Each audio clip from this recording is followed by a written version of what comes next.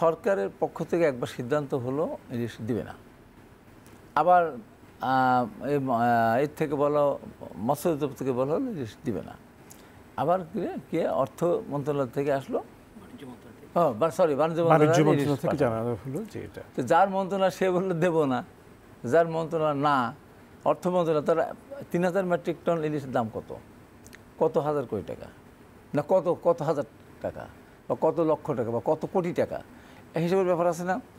এই দেশে প্রতি বছর 80 থেকে 90 হাজার কোটি টাকা পাচার হয়ে গেছে, লুট হয়ে গেছে। সেখানে 3000 মেট্রিক টন ইলিশকে কেন্দ্র করে দেশের ভিতরে বাজার চড়া হলো, এর খেসারতকে দিবে। এই যদি সিদ্ধান্ত হতো যে সরকার ইলিশ রপ্তানি করবে না, ভারতের সব মাছ এটা খেতে পারবে না, তাহলে ইলিশের দামে আজকে 2200 টাকা 25 টাকা এটা হতো না। তো সরকারের এই সিদ্ধান্তের কারণে এরকম কিছু সিদ্ধান্ত সরকার নেয়, যেমন ধরেন হঠাৎ করে আমি দেখলাম ডিজেল আর কেরোসিনের দাম কমালো 1.5 টাকা, আর অকটেন আর পেট্রোল দাম কমালো 6 টাকা।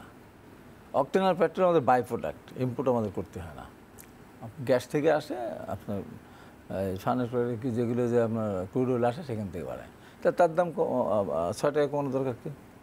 1 টাকাও না কমিয়ে এটা ডিজেলের দাম কমাতো, তাহলে আপনার বিদ্যুৎ উৎপাদন খরচ কমতো, কৃষি উৎপাদন খরচ কমতো। এই যে তেলটা মাছ ধরতে যায় তাদের ট্রলারে প্রচুর তেল লাগে, এই তেলটা তাহলে সস্তায় পেত, তাহলে সস্তা যখন পেত তখন এই ইলিশটা সস্তা হতো, আবার পরিবহনের খরচটা কমে যেত।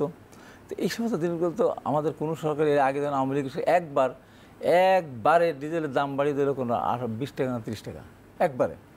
আমি তখন বলেছিলাম, প্রোগ্রামের সাথে দেখা হয়েছিল, আমরা কী করেন পাগলের মতো কাজ করলেন কেন, রাতারাতি দাম বেড়ে গেল।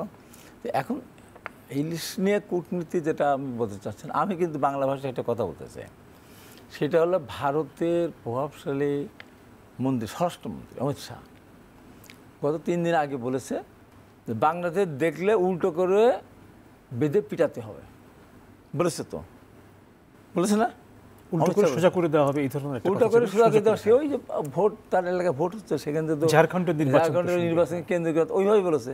আমরা তো বুঝতেছি এটা, সে বাংলাদেশের কোনো মানুষ গেলে উল্টো করে ধরে রাখবে বা পেটে জায়গাটা কিছু করবে।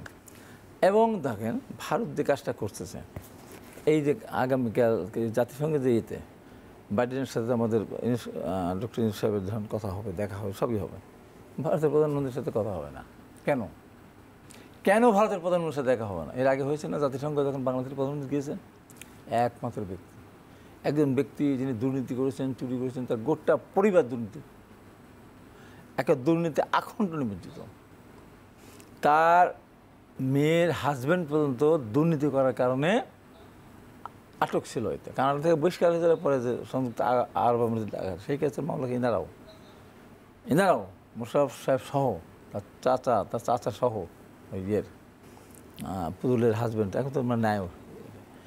এইরকম একটা অবস্থার মধ্যে দিয়ে যে মানুষটি বাংলাদেশ থেকে পৃথিবীর ইতিহাসে এরকমভাবে কেউ পলায়ন করেনি, তার দলের সমস্ত নেতৃবৃন্দকে নিয়ে কীভাবে কেন পলায়ন করলো? 1000-এর বেশি মানুষকে হত্যা করেছে।